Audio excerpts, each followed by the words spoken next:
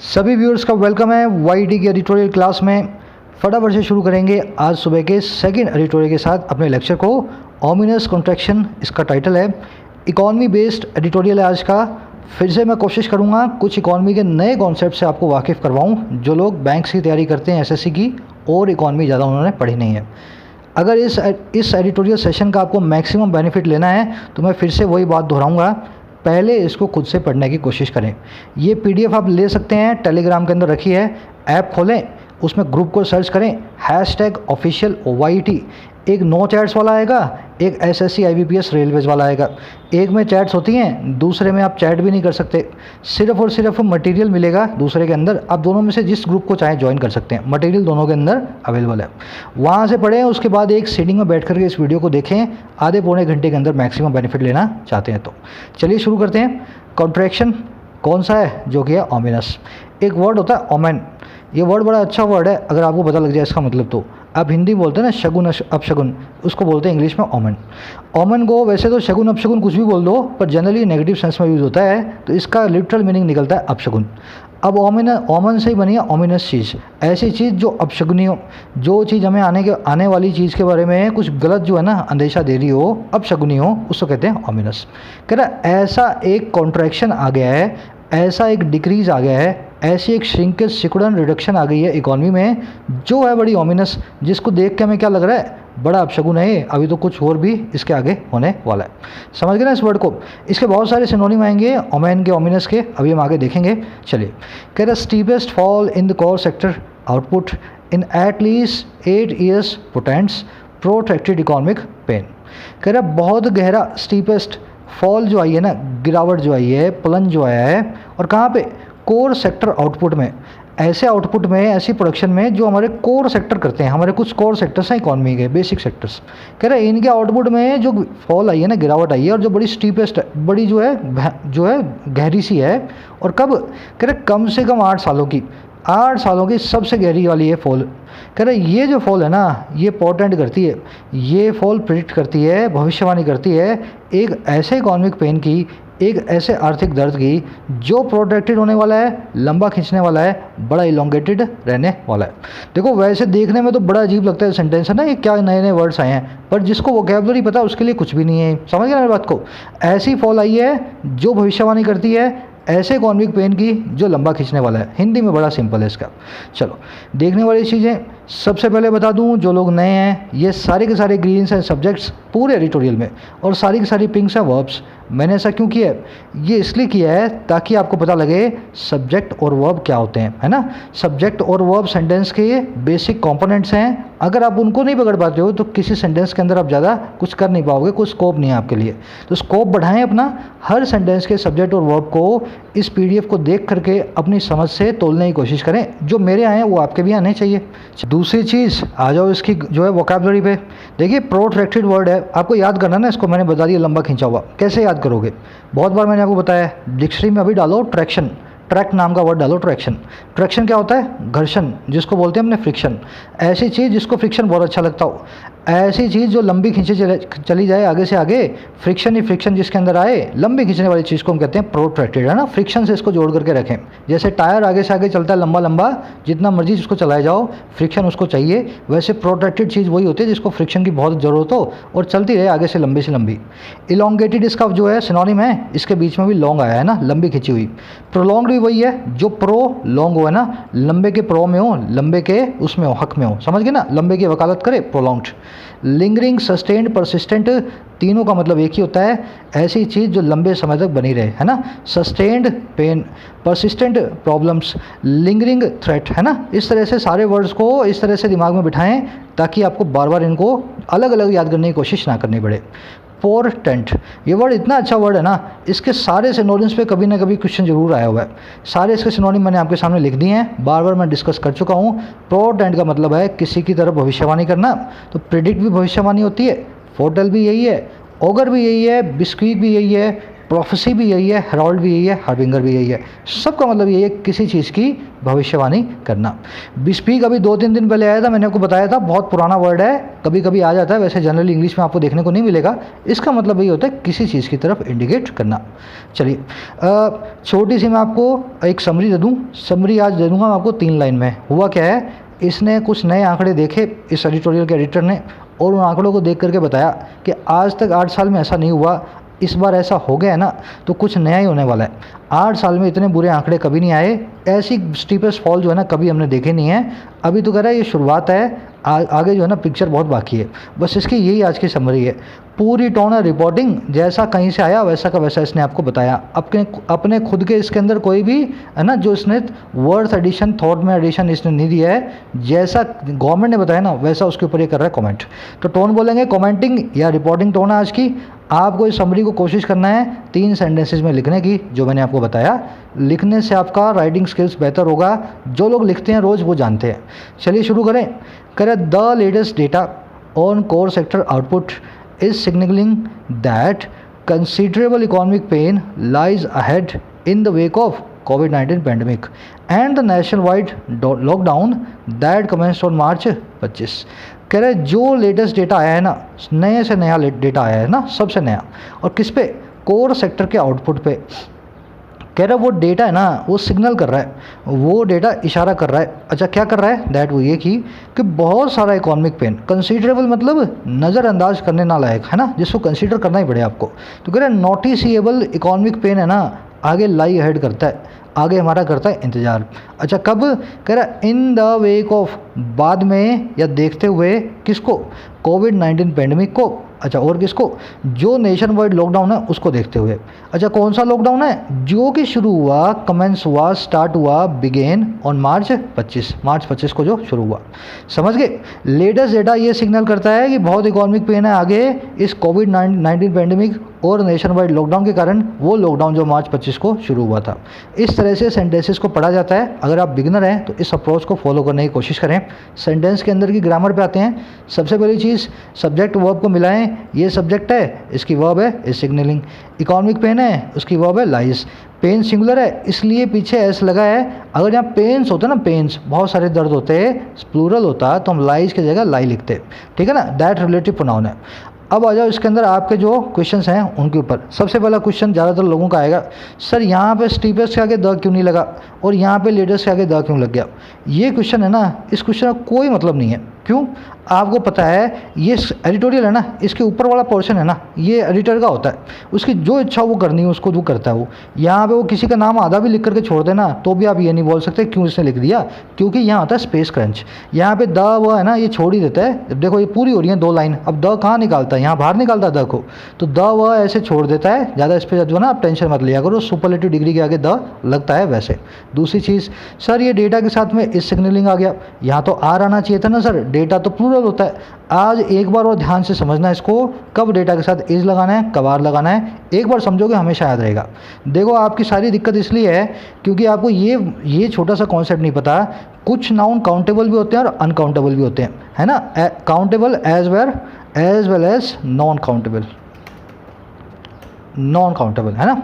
कुछ nouns countable भी हैं और नॉन काउंटेबल भी हैं, अनकाउंटेबल भी हैं। अच्छा कौन कौन से नाउन है, एग्जांपल दे रहा हूँ मैं आपको। ये सिर्फ इतने ही नहीं है, बहुत सारे हैं। आयरन है, डेटा है, ऑप्शन है, टाइम है, पेपर है, रूम है, एक्सपीरियंस है, मेमोरी है। पहली बार में देखोगे आपको देख करके लगेगा आयरन, अच्छा अनकाउंटेबल है, मास नाउन है। डेटा, अच्छा डेटम सिंगुलर, डेटा प्लूरल, ये तो काउंटेबल है। ऑप्शन, 1 ऑप्शन, 2 ऑप्शन, 5 ऑप्शन, ये तो काउंटेबल है। टाइम, इसको कैसे काउंट कर सकते हैं, नहीं कर सकते। पेपर, 1 पेपर, 2 पेपर काउंट कर लेंगे। कमरों को भी काउंट कर सकते हैं। एक्सपीरियंस का कई लोगों को पता ही नहीं होगा कैसे करना है। और मेमोरी क्या होती है, कई लोग काउंट बोलेंगे, कई लोग नॉन काउंट बोलेंगे।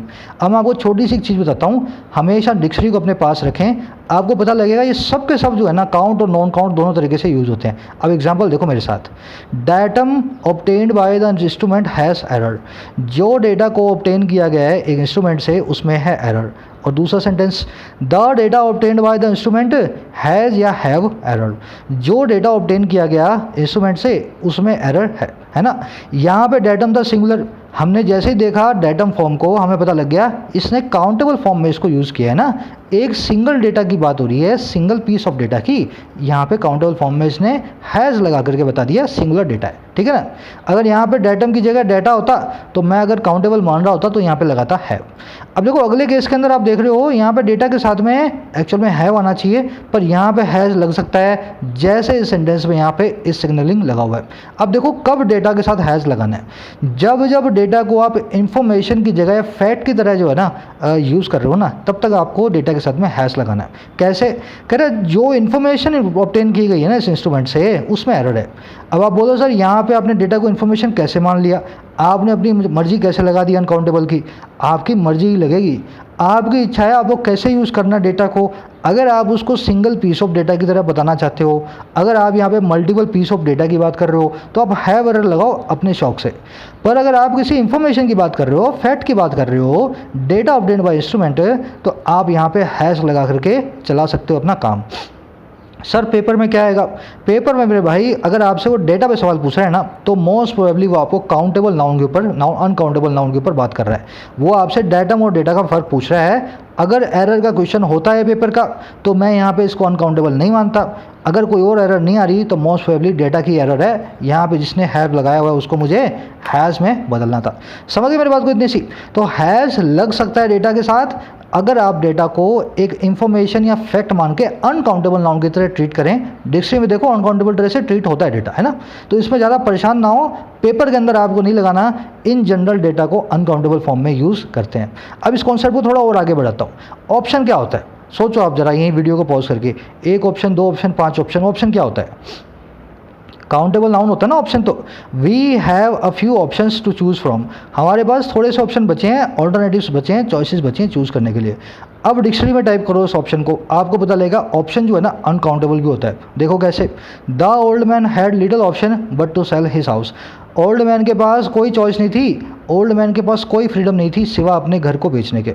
जब ऑप्शन को आप अनकाउंटेबल फॉर्म में यूज़ करते हो, जनरली लिटिल ऑप्शन आप लिखते हो इस फ्रेज को, इसका मतलब होता है फ्रीडम की बात कर रहे हैं हम, ताकत की बात कर रहे हैं। ओल्ड मैन की ताकत में और कुछ भी नहीं बचा था, उसके बूते में और कुछ भी नहीं था सिवाय घर को बेचने के।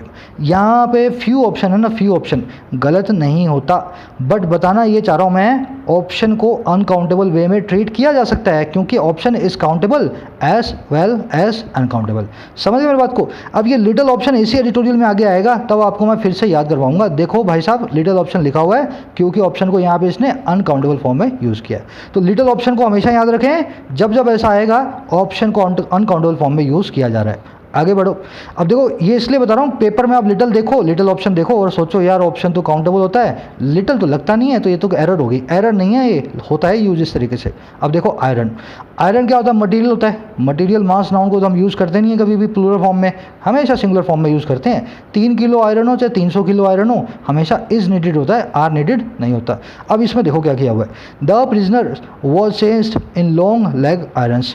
प्रिजनर को चेन किया गया था लंबी लेग आयरन्स में। अभी आयरन्स का यहाँ पे, आयरन्स का मतलब है यहाँ पे जंजीरें, तो आयरन का भी प्लूरल होता है। आयरन को भी आप काउंटेबल फॉर्म में यूज़ कर सकते हो, पर तब बात करोगे आप जंजीर की, ना कि किसी लोहे की। समझ गए ना, लोहे की जंजीर को आयरन्स बोलते हैं, और वैसे आयरन का मतलब होता है लोहा, है ना। Countable as well uncountable. चलो, they didn't take much time to complete the task. उन्होंने ज़्यादा वक्त नहीं लिया टास्क को कंप्लीट करने के लिए। यहाँ पे टाइम्स नहीं आ सकता। टाइम तो ऐसी चीज़ है जिसकी एक यूनिट है। जिन चीज़ों की यूनिट होती है फिजिक्स में, वो सबकी सब अनकाउंटेबल होती हैं। अगर काउंटेबल होती तो हम 1 2 3 4 5 लिख देते। सेकंड इसीलिए रखते हैं हम, क्योंकि टाइम को हम जो है काउंटेबल नहीं है, नहीं गिन सकते। तो यहाँ पे टाइम आएगा। नेक्स्ट सेंटेंस देखो, they repeated the process many times. उन्होंने इस प्रोसेस को बहुत बार रिपीट किया। अब कुछ लोगों के दिमाग में आएगा सर ये टाइम से टाइम निकाल देता हूँ यहाँ से। नहीं मेरे भाई, टाइम्स जब प्लूरल होगा ना, उसका मतलब होता है फ्रीक्वेंसी। उन्होंने इस प्रोसेस को बार बार इन्होंने रिपीट किया, तो मैनी टाइम्स आएगा यहाँ पे। मैनी इसके आगे लग जाएगा, इसको काउंटेबल नाउन बना देगा। इसको आप ऐसा भी लिख सकते थे, मैनी इंस्टेंसेस, है ना, मैनी टाइम्स या मैनी इंस्टेंसेस। चलो अगला देखो, वाटर। वाटर तो सिंगुलर होता है ना, water is on the table. Water के साथ में कभी आर नहीं लिखोगे आप, पर ऐसा सेंटेंस आपको पेपर में मिल जाएगा। A Chinese ship was spotted in Indian waters. Chinese ship को स्पॉट किया गया, देखा गया भारत के वाटर्स में। अभी भारत के वाटर्स क्या है यहाँ पे, भारत के सी वाटर्स की बात हो रही है, समझ गए ना। वाटर्स जब प्लूरल होगा, काउंटेबल नाउन होगा, तब ये बन जाएगा सी वाटर्स। सी वाटर हमारी जो है समुद्री सीमा। इसी तरीके से रूम होता है, रूम मतलब कमरा भी होता है, पर रूम के आगे लिटिल लगा के हम बता सकते हो स्कोप या margin. There is no room for improvement, there is little room for improvement, there is the little room that this thing had for improvement has gone now, है ना। लिटिल, द लिटिल जैसे मर्जी लगाओ इसके आगे, इसको आप अनकाउंटेबल मान करके इसको जो है ना इम्प्रूवमेंट या स्कोप का जो है परिभाषा दे सकते हो। तो हमेशा डिक्शनरी को साथ में रखें, ऐसे बहुत सारे वर्ड्स हैं। अब मैं आपका ड्यूरिंग द एडिटोरियल्स ध्यान खींचा करूँगा कि देखो ये वर्ड, ये वाला नाउन काउंटेबल भी है और अनकाउंटेबल भी है, ठीक है ना। अब मेरे ख्याल से क्लियर हो गया होगा आपके दिमाग में डेटा के साथ में इस सिग्लिंग क्यों आया है। यहाँ पे बात करें हम इंफॉर्मेशन की, फैक्ट्स की। चलो आगे बढ़ते हैं। कह रहे the provisional figures released by the commerce ministry show that production at all but one of the 8 industries comprising the core sector shrank in March from a year earlier। कह रहे जो प्रोविजनल फिगर्स आई हैं, जो आंकड़े आए हैं, जो कि अभी प्रोविजनल हैं, अभी तक फाइनल नहीं है। अच्छा, कौन से आंकड़े आए हैं? जो कि रिलीज आए हैं कॉमर्स मिनिस्ट्री के द्वारा। अच्छा, आंकड़े क्या करते हैं? ये शो करते हैं, दिखाते हैं। अब इसकी वर्ब आ गई फिगर की, शो। अच्छा, क्या दिखाते हैं कि जो प्रोडक्शन है ना, जो मैन्युफैक्चरिंग है, कहाँ पे? कह रहे सारों के अंदर सिवाय एक के, ऑल बट वन। अच्छा, सारे कौन से? कह रहे जो 8 इंडस्ट्री हैं सारी की सारी। अच्छा, कौन सी इंडस्ट्री हैं? जो कंप्राइज करती हैं, जो मिल करके बनाती हैं कोर सेक्टर को, हमारे जो है बेसिक सेक्टर को। कह रहे ये जो प्रोडक्शन है ना, इन 8 इंडस्ट्रियों में से एक को छोड़ करके ये हो गई श्रैंक, ये गई सिकुड़। और कब? मार्च के अंदर। अच्छा, किसके मुकाबले? फ्रॉम ईयर अर्लियर, एक साल पहले के मुकाबले। अच्छा, कैसे श्रिंक हुई? Resulting in the sharpest contraction in the index since the new series begin in April 12। Result होते हुए किसमें? एक सबसे शार्पेस्ट कॉन्ट्रैक्शन में, सबसे गहरे खाई के अंदर कॉन्ट्रैक्शन होती है, सिकुड़न, सबसे गहरी सिकुड़न के अंदर, इस इंडेक्स के अंदर जब से नई सीरीज शुरू हुई थी अप्रैल 2012 के अंदर। सेंटेंस एक बार रिपीट कर दूं। नए आंकड़े, प्रोविजनल आंकड़े जो अभी तक फाइनल नहीं हैं, जो कि रिलीज़ किए गए हैं इस मिनिस्ट्री के द्वारा, वो ये दिखाते हैं कि प्रोडक्शन जो है 8 इंडस्ट्रियाँ जो कि कोर सेक्टर बनाती हैं, उनमें से एक को छोड़ करके सब में प्रोडक्शन श्रिंक हो गई मार्च के अंदर, एक साल पहले के मुकाबले। और श्रिंक होते हुए साइमल्टेनियस एक्शन ये था उसका, ये रिजल्ट हो रही थी शार्पेस्ट कॉन्ट्रैक्शन में, ऐसा कॉन्ट्रैक्शन जो बहुत शार्प है। और कब? इस इंडेक्स के अंदर, तब से जब से ये शुरू हुआ 2012 के अंदर, अप्रैल 2012 के अंदर। तो ये सीरीज़ का मतलब क्या है? ये इंडेक्स जो है ना, जो कि बताता है प्रोडक्शन इन कोर सेक्टर्स, उस इंडेक्स की नई सीरीज़ 2012 से इन्होंने शुरू की होगी। कह रहे तब से आज तक ऐसा जो है कॉन्ट्रैक्शन नहीं आया। आ जाओ सेंटेंस पे देखने वाली चीज़ों में। प्रोविजनल मैंने आपको बता दिया, प्रोविजनल मार्कशीट लेके आते हो ना आप कॉलेज से, अभी पक्की नहीं आई, पर आपको कोई एग्ज़ाम के लिए फॉर्म भरना है, फॉर्म के साथ में मार्कशीट लगानी है, तो आप कच्ची मार्कशीट लेके आते हो, रफ मार्कशीट लेके आते हो, जो फाइनल अभी नहीं होती है, प्रोविजनल मार्कशीट होती है। रिलीज अचानक से आई V3 है, यहाँ पे वर्ब का काम नहीं कर रही है, एडजेक्टिव का काम कर रही है, अपने पास में आए हुए नाउन के बारे में कुछ बता रही है। तो फिगर्स कौन सी? कह रहा वो फिगर्स जो प्रोविजनल हैं और वो फिगर्स जो रिलीज आए हैं, है ना। रिलीज यहाँ पे एडजेक्टिव का काम कर रहा है। कंप्राइज एक ऐसी वर्ब है जो ट्रांजिटिव वर्ब है, इसका मतलब ये है अपना एक ऑब्जेक्ट जरूर लेगी। अगर ये ऑब्जेक्ट लेगी तो इसके बाद प्रपोजिशन कभी आएगा नहीं। तो कंप्राइज ऑफ, ये कंप्राइजिंग ऑफ जहाँ देखते हो उस किताब को फेंक देना घर से बाहर। कंप्राइज के साथ में अब ये देखो, this book comprises of several chapters, visible तो है ना, बड़ा कर देता हूँ, चलो just a minute. This book comprises of several chapters, ये बुक कंप्राइज करती है बहुत सारे चैप्टर्स को, मतलब तो आप समझ गए इसका। मैंने आपको बताया कंप्राइज वर्ब ऐसी है जिसको हम ट्रांजिटिव बोलते हैं। इस बुक के अंदर हमेशा इस जो वर्ब के अंदर आपको एक ऑब्जेक्ट जरूर मिलेगा। यहाँ पे कंप्राइज का कोई ऑब्जेक्ट नहीं है, ऑब्जेक्ट ये सेवरल चैप्टर्स है ना, बन गए ऑफ प्रपोजिशन का। अब क्या करें, यहाँ पे इस प्रपोजिशन को यहाँ से निकाल दो। अगर जैसी प्रपोजिशन आपने निकाली, ये सेवरल चैप्टर्स बन गए कंप्राइज वर्ब का ऑब्जेक्ट। तो ऑफ यहाँ पे गलत था, इसीलिए अपने कहते हैं ये वर्ब जो है कभी भी प्रपोजिशन यूज़ नहीं करती, क्योंकि वो वर्ब मेरे भाई ट्रांजिटिव वर्ब होती है, उसको एक ऑब्जेक्ट चाहिए होता है। अगर आपने उसके जस्ट बाद प्रपोजिशन लगा दी तो ऑब्जेक्ट नहीं लगेगा। The house comprises of 10 rooms, ये घर में 10 कमरे हैं। ये घर 10 कमरों को रखता है। कंप्राइज वर्ब को ऑब्जेक्ट चाहिए, ऑफ को निकालोगे तभी 10 रूम इसका ऑब्जेक्ट बनेगा। इसी चक्कर में मेरे को मालूम चल गया कि कंप्राइज के बाद में कभी भी ऑफ नहीं लगता। फॉर्मूला की तरह है ये, transitive intransitive verb next chapter होगा अपना। कल डायरेक्ट इनडायरेक्ट की क्लास होगी सुबह में 11 बजे, मैं वीडियो को करूँगा ओपन। उसके बाद अपने वर्ब चैप्टर को पढ़ेंगे, transitive verbs, intransitive verbs, happening verbs, है ना, एक्शन वर्ब्स। आप देखोगे मेरे साथ तब इस फॉर्मूला की तरह अपने इसको पढ़ने वाले हैं। आगे बढ़ते हैं। हाँ, कह रहा सिंस, जस्ट ए मिनट, कह रहे that output contracted by as much as 6.5% in month when the most economic activities ground to a halt only in the last 7 days is a worrying augury. That से sentence शुरू हो, और ऐसा sentence शुरू हो जिसमें दैट के बाद सीधे सीधे एक नाउन आ रहा हो और उसकी एक वर्ब आ रही हो। मतलब दैट यहाँ पे एक प्रोनाउन का काम कर रहा हो। उस केस के अंदर दैट का मतलब होता है ये बात की। कह रहा है ये बात की, अच्छा कौन सी बात, कि आउटपुट कॉन्ट्रैक्ट हो गया, आउटपुट सिकुड़ गया। और कैसे, एज मच एज 6.5% से, इतने परसेंट से सिकुड़ गया। और कब, एक मंथ में। अच्छा कब, कह रहा जब ज़्यादातर इकोनॉमिक एक्टिविटीज थी ना वो ग्राउंड हो गई थी, वो जो है रुक गई थी एक हाल्ट पे आकर के, एक जो है रुकावट पे आकर के, है ना। ग्राउंड होने का मतलब क्या है, प्लेन को ग्राउंड कर देते हो मतलब प्लेन अब जो है आसमान में नहीं उड़ेगा। तो ग्राउंड करने का मतलब यही है, इकोनॉमिक एक्टिविटी सबकी सब जो है धरातल पे पड़ी थी, काम जो है चल बंद हो गया था आगे चलना।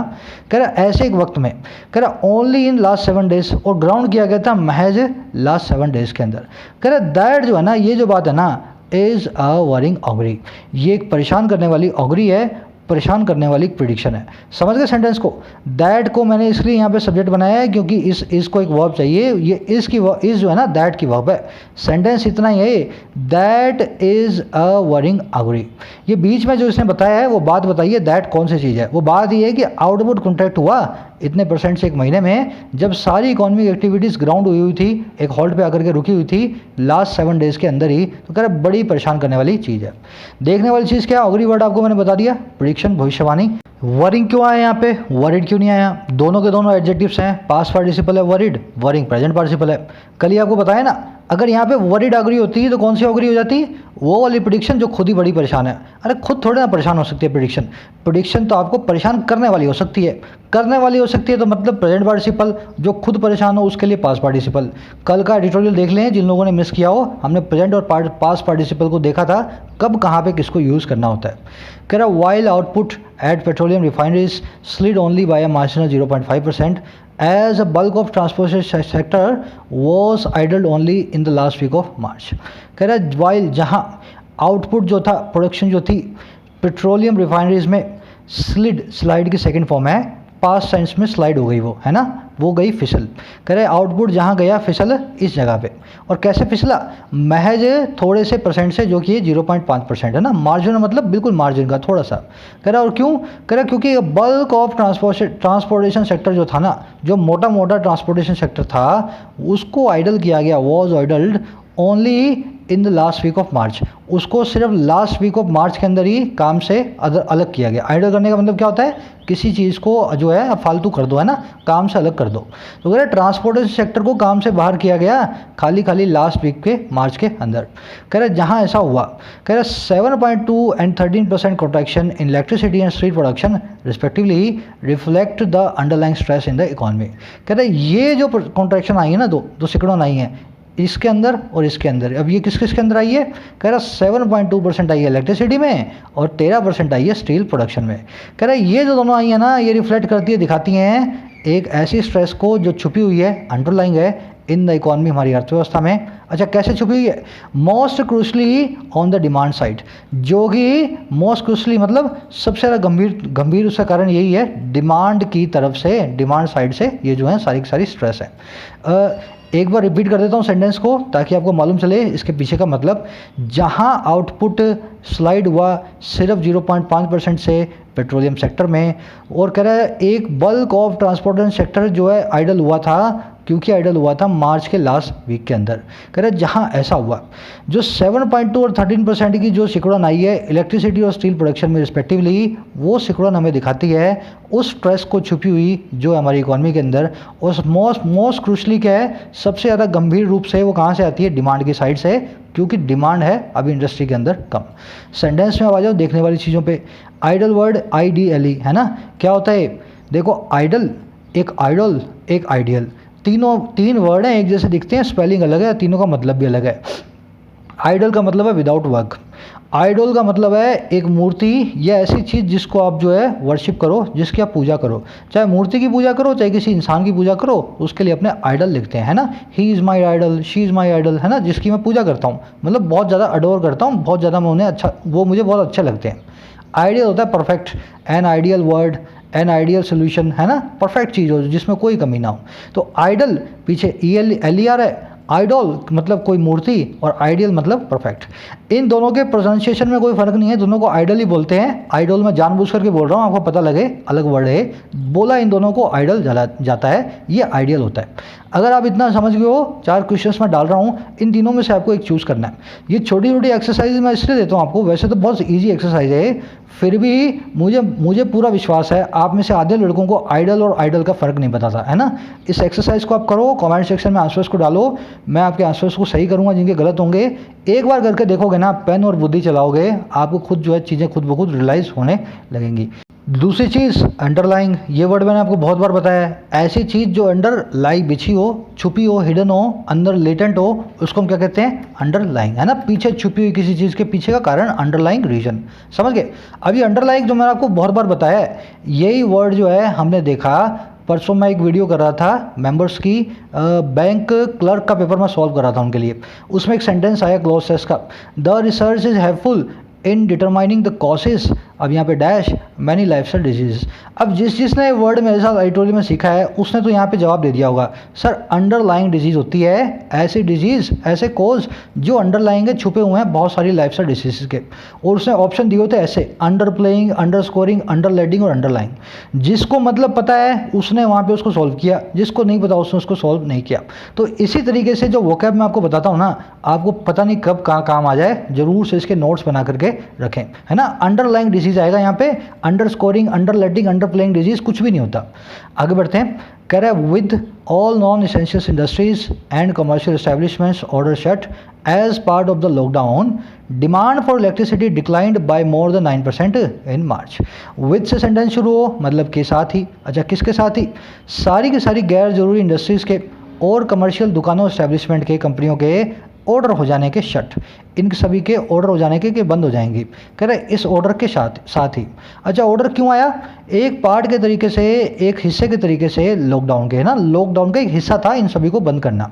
कह रहे इसके साथ ही डिमांड जो इलेक्ट्रिसिटी की थी ना, बिजली की, वो हो गई डिक्लाइन, गिर गई, और कैसे 9% से ज़्यादा से इन मार्च में। अच्छा, किसने बताया बात, according to the data from national load dispatch centre, इस जो है ऑर्गेनाइजेशन के डेटा के हिसाब से हमें ये बात पता लगी। सिंपल सेंटेंसेज है, कह रहा while the power sector has been exempt from the lockdown because of its essential nature. कह रहे जहाँ जो पावर सेक्टर है ना, जो बिजली बनाने वाली कंपनियां हैं, वो एग्जेम्प्ट हैं, उनको पैसिव वॉइस में राहत मिली हुई है। और किस चीज़ से राहत मिली हुई है, फ्रॉम लगा के बताएगा, लॉकडाउन से, है ना। उनको लॉकडाउन के अंदर जो है उनको नहीं आना है। कह रहे जहाँ पे ऐसा है, अच्छा क्यों है इनको, क्योंकि because of it's essential nature, इस पावर सेक्टर के इट्स इसेंशियल नेचर के, इसके ज़रूरी जो नेचर है उसके कारण से। कह रहे जहाँ ऐसा है, कह रहे जो स्लम्प है ना डिमांड में, जो कमी गिरावट आई है डिमांड में, कॉन्ट्रैक्शन आया है, और कहाँ से, कमर्शियल कंज्यूमर से, कंपनियों से, फैक्ट्रियों से, है ना। कह रहे वो स्लम्प है ना, इज बाउंड, वो बाउंड है, वो करके ही मानेगा। और क्या करके मानेगा, to have a significant sector wide cascading effect, रख करके मानेगा एक बहुत बड़े कास्केडिंग इफेक्ट को, इम्पैक्ट को, जो पूरे सेक्टर के अंदर आने वाला है ना। और क्यों आएगा, as a result of heightened cash flow problems, एक रिजल्ट के कारण जो बढ़ गई हैं कैश फ्लो की प्रॉब्लम्स, और जैसे कैसे बढ़ गई हैं, बहुत ज़्यादा बढ़ गई हैं, हाइटेंड हो गई हैं। और कैसे, कहाँ पे, at the already stress distribution companies, पहले से ही ऐसी स्ट्रेस डिस्ट्रीब्यूशन कंपनीज में, अब कौन सी कंपनियां हैं, दैट डिलीवर इलेक्ट्रिसिटी और the last mile to consumers, जो कि डिलीवर करती हैं इलेक्ट्रिसिटी को लास्ट माइल तक, दूर दूर तक कंज्यूमर्स को, दूर दराज के गाँवों तक भी जो है उपभोक्ताओं को। सेंटेंस लंबा है, एक छोटी सी बात मैं आपको बताता हूँ, तब आप इस सेंटेंस को समझोगे। इलेक्ट्रिसिटी कंपनीज जो उनके डिस्ट्रीब्यूटर जो होते हैं ना, आपके घर पे जैसे बिल आता है PGVCL, VGVCL या जो है जयपुर विद्युत निगम लिमिटेड, ये लोग कौन है? इलेक्ट्रिसिटी बनाते नहीं हैं, ये इलेक्ट्रिसिटी को आगे डिस्ट्रीब्यूट करते हैं और हमेशा गवर्नमेंट की सब्सिडी पे चलते हैं। क्योंकि गाँव के अंदर 10 मकान भी होंगे ना, तो गवर्नमेंट को इलेक्ट्रिसिटी वहाँ पे लेकर के जानी है, तो उस स्कीम के अंदर है ना, जो पंडित दीनदयाल स्कीम के अंदर, इनको वहाँ पे तार भेजनी पड़ेगी। लास्ट माइल तक कंज्यूमर को कनेक्टिविटी देने के चक्कर में हमेशा जो है ना, ये लोग घाटे में जाते हैं। कह रहा है ये ऑलरेडी कैश फ्लो की प्रॉब्लम्स में रहते हैं। अब लॉकडाउन के कारण लोगों जो कमर्शियल एस्टेब्लिशमेंट है उन्होंने बिजली लेना बंद कर दिया। अब इनके पास कैश की कमी आ गई, बिजली के बिल बन नहीं रहे, पहले से ज़्यादा प्रॉब्लम्स थी और ज़्यादा प्रॉब्लम में पड़ गए हैं। अब इस सेंटेंस को समझो। कह रहा है जहाँ पावर सेक्टर एग्जम्प्ट रहा है लॉकडाउन से, पावर सेक्टर पे कोई लॉकडाउन का फर्क नहीं है, क्योंकि इसका नेचर है एसेंशियल, ये ज़रूरी चीज़ है। कह रहा है जहाँ ऐसा है, फिर भी जो स्लम्प आए ना डिमांड में फैक्ट्रीज से, कमर्शियल कंपनीज से, कह रहा है वो स्लम्प जरूरी एक इम्पैक्ट रखेगा पूरे सेक्टर वाइड में। और कैसा इम्पैक्ट रखेगा? कैस्केडिंग इम्पैक्ट रखेगा। ये मैं आपको बताऊंगा कैसा होता है और क्यों रखेगा। क्योंकि बहुत बढ़ गया है कैश फ्लो की प्रॉब्लम्स, कैश की हो गई है बहुत कमी। और कहाँ पे? ऐसे डिस्ट्रीब्यूशन कंपनीज में जो ऑलरेडी स्ट्रेस्ड हैं, जो ऑलरेडी परेशानी के अंदर हैं। और कौन सी कंपनी है? जो डिलीवर करती हैं इलेक्ट्रिसिटी को दूर दराज के कंज्यूमर्स तक, गांव जो है कूचों तक। समझ गए ना? इस तरह से सेंटेंस बना हुआ है। अब आ जाओ इसके अंदर देखने वाली चीज़, कैस्केडिंग इम्पैक्ट। देखो मैं चाहूँ तो आपको ना बताऊँ, कुछ फ़र्क नहीं पड़ता आपको भी और मुझको भी, पर पड़ता है इन लॉन्ग टर्म। अगर आप ये चीज़ें ग्रेजुएट हो, सब कुछ करना जानते हो, अगर आपको cascading effect, snowball impact, avalanche, butterfly impact ये चीज़ें नहीं पता, तो आप लिटरेट तो हो पर आप एजुकेटेड नहीं हो, है ना? ये चीज़ें बहुत कॉमन चीज़ें हैं, हर एजुकेटेड आदमी को जाननी चाहिए। कैस्केड होता है झरना, वाटरफॉल या कैटरेक्ट को बोलते हैं कैस्केड। कैस्केडिंग इफेक्ट क्या होता है? जैसे ही आपने थोड़ा सा पानी ऊपर गिराया, उसके पीछे पीछे पूरा पानी जो है ना झरने के अंदर नीचे गिरने लगेगा। मतलब एक चीज़ का गिरना शुरू हुआ, उसके पीछे कतार के साथ चीज़ें जो गिरनी शुरू हो जाए ना, उसको कहते हैं कैस्केडिंग इम्पैक्ट। समझ गए ना? कुछ छोटी चीज़ खराब हुई, उसके पीछे पूरा का पूरा आपका प्लान खराब हो गया, उसको कहते हैं कैस्केडिंग इम्पैक्ट। अब इससे कैस्केडिंग इम्पैक्ट के बहुत सारे सिनोनिम अपने पास, snowball impact, butterfly impact, avalanche, इन सब का मतलब ये होता है एक छोटी चीज़ से शुरुआत और लास्ट में पूरा का पूरा महल आपका ढह जाए, कैस्केडिंग इम्पैक्ट या बटरफ्लाई या स्नोबॉल इम्पैक्ट। इनको आप पढ़ो विकिपीडिया पे, बहुत मजा आएगा आपको इन चीज़ों को पढ़ने में ना। आपकी रीडिंग के अंदर ये चीज़ें बहुत ज़रूरी है, इसेंशियल पार्ट है आपकी रीडिंग का। आगे बढ़ते हैं। Correct, coal the only sector to post a positive figure in March as output expanded 4% also presents a far from reassuring picture. कह रहा है जो कोल है ना, कोल सेक्टर, कोयला है जो, कह रहा है वो महज अकेला एक सेक्टर जिसने पॉजिटिव फिगर को पेश किया, जो है पोस्ट किया, पॉजिटिव आंकड़े दिखाए। और कब? मार्च में। क्यों? क्योंकि आउटपुट एक्सपेंड हो गया 4% से, इसकी प्रोडक्शन बढ़ गई 4% से। कह रहा है ये जो कोल है ना, अब इसकी वर्ब आ गई प्रेजेंट। ये कोल सेक्टर भी प्रेजेंट करता है किसको? एक ऐसी रीश्योरिंग पिक्चर को जो फार फ्रॉम रीश्योरिंग है, ऐसी पिक्चर जो बिल्कुल भरोसेमंद नहीं है ना। रीअश्योरिंग मतलब आपको भरोसा है चीज़ें अच्छी होगी, तो कह रहा है बिल्कुल भी पॉजिटिव पिक्चर को प्रेजेंट नहीं करता है। क्यों नहीं प्रेजेंट करता? क्योंकि growth showed sharply from February 11.2% and was less than half the 9.1% pace. क्योंकि ग्रोथ जो है वो स्लो हो गई बहुत शार्पली, बहुत तीखे तरीके से। कहाँ से? फरवरी की 11.2% से। और यही ग्रोथ थी कम, कितने? हाफ से भी कम। और वो कौन सा पेस था? 9.1% का। और कब? सीन इन मार्च 19, जो मार्च 19 में देखा गया था। ऊपर आपने देखा था 8 में से एक सेक्टर के अंदर पॉजिटिव था, वो सेक्टर कोल सेक्टर है ना। अगर मेरे पास RCA क्वेश्चन होता तो मैं आपसे पूछता which of the 8 core sectors posted an positive figure during the March 2020। तो आप बताते हैं सर इसमें कॉल आएगा यहाँ पे, क्योंकि 8 में से एक यही वाला जो है पॉजिटिव दिखा रहा था। तो कह रहा है ये कॉल ने दिखाई ऐसी पिक्चर जो बिल्कुल रीश्योरिंग नहीं है, क्योंकि ग्रोथ गिर गई इतने % जो फरवरी में थी, और जो 9.1% थी मार्च में 19 के अंदर, उससे थी बिल्कुल आधी। कह रहा है and with demand for call from user sectors spanning thermal generators and the key process industries of steel and cement unlikely to revive any time soon। कह रहा एंड साथ में विद, किसके साथ में? डिमांड के साथ में। किसके लिए? कोल के लिए, कोयले के लिए। कहाँ से? कह रहा यूज़र सेक्टर्स में से, यूज़ करने वाले सेक्टर से। अच्छा कौन कौन से? कह रहा जो स्पैन करते हैं, जो रेंज करते हैं। अच्छा कहाँ से कहाँ तक? थर्मल जनरेटर से लेकर के उनकी प्रोसेसेस तक, उन महत्वपूर्ण जो है प्रोसेस तक। कौन सी? जो इंडस्ट्री की हैं, स्टील और सीमेंट की। कह रहे इनके होने के साथ में क्या? अनलाइकली होने के साथ ही रिवाइव करने के, फिर से जिंदा होने के। और कब? एनी टाइम सून, बड़ी जल्दी में, अभी जो है हाल फिलहाल में। कह रहा है इस डिमांड के जल्दी रिवाइव होने के, अनलाइकली होने के साथ ही। कह रहा है production of crucial commodity is very likely to shrink in April. जो प्रोडक्शन है ना इस क्रूशियल कमोडिटी की, वो बहुत ही लाइकली है क्या होगी? श्रिंक अप्रैल के अंदर। अब ये किसकी बात कर रहे हैं? कौन सी क्रूशियल प्रोडक्ट है? द लगा के बता रहा है ये कमोडिटी है जिसकी हम बात ऊपर कर रहे थे, कोल की। समझ गए ना? डिमांड है इन सेक्टर से जो आती थी की प्रोसेसेस से, वो अभी होने वाली नहीं है जिंदा। इस वजह से अप्रैल के अंदर इस क्रूशियल प्रोडक्टिविटी की, कमोडिटी की प्रोडक्शन गिरने वाली है, श्रिंक होने वाली है। सेंटेंस लंबे हैं पर बहुत सिंपल हैं अगर आप रोज़ इस तरह के एडिटोरियल्स आर्टिकल्स पढ़ने के आदी हो तो।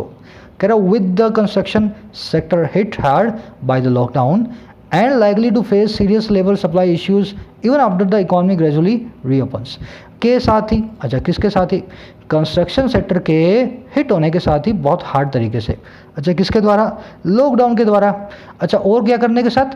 कह रहे साथ ही साथ फेस करने के सीरियस लेबर की सप्लाई के इशू को। और कब? इवन आफ्टर, यहाँ तक कि बाद में इकॉनमी जब धीरे धीरे रीओपन होती है, खुलती है। कह रहे इस चीज़ के साथ ही सीमेंट में sees production sink in the first month of new fiscal year. Cement देख सकती है, एक जो है अनुभव कर सकती है, एक्सपीरियंस कर सकती है प्रोडक्शन में एक श्रिंक को, गिरावट को पहले महीने में नए फिजिकल ईयर के। और कैसे? By an even greater extent, और भी ज़्यादा बड़े एक्सटेंट में, और भी ज़्यादा बड़े लेवल पे। देन बजाय किसके?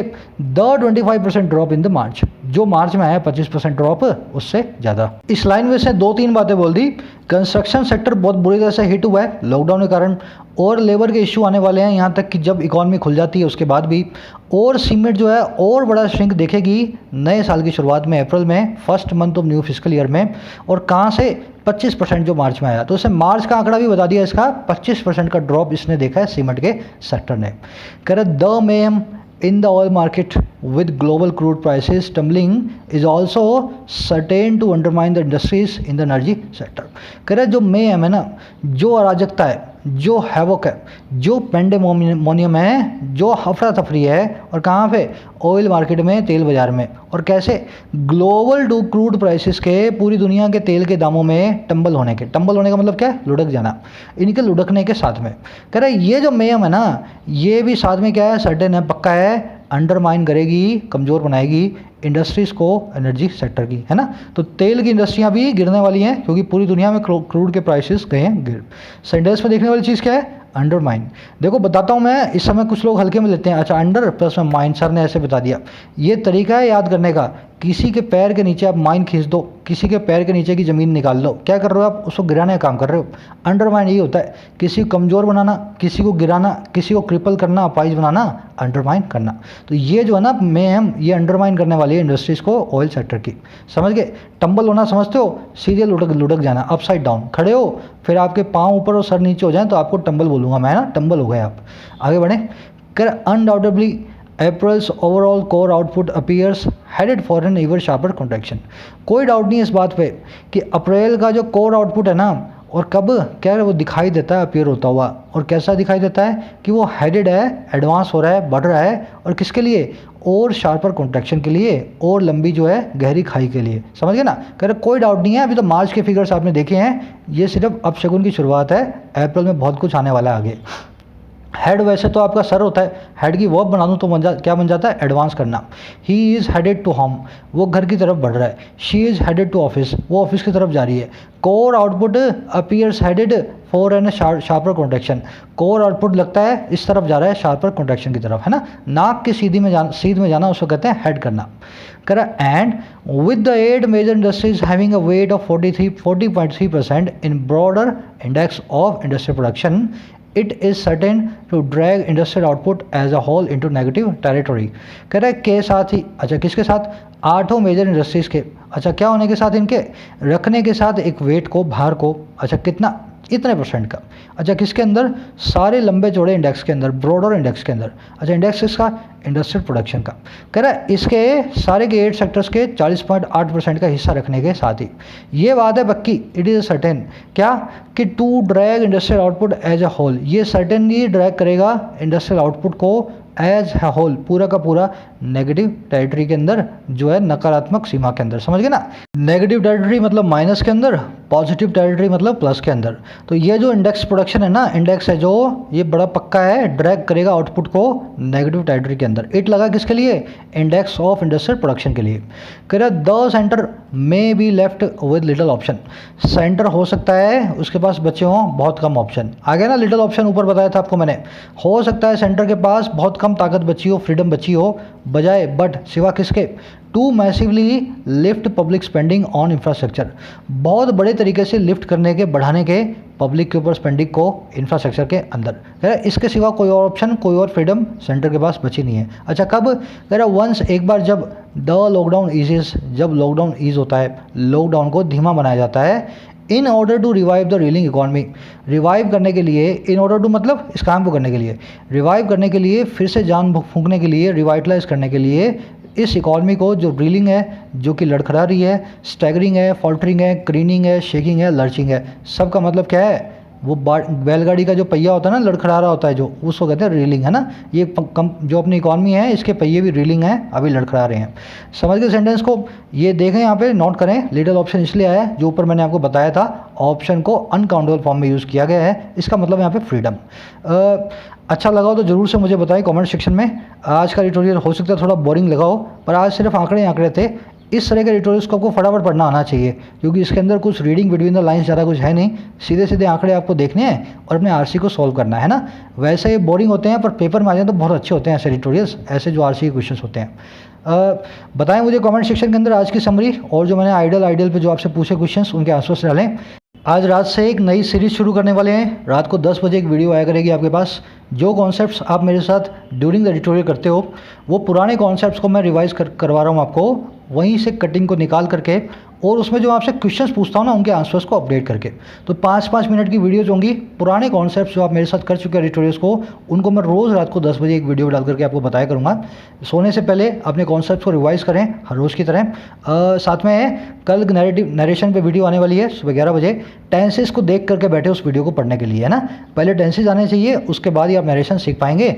अभी भी वक्त है, शाम के अंदर टेंसेस को आधे 1 घंटे 1.5 घंटे में चैनल पर जाकर के पूरा करें। इजाज़त दें मुझे, अगली वीडियो तक के लिए साइनिंग आउट।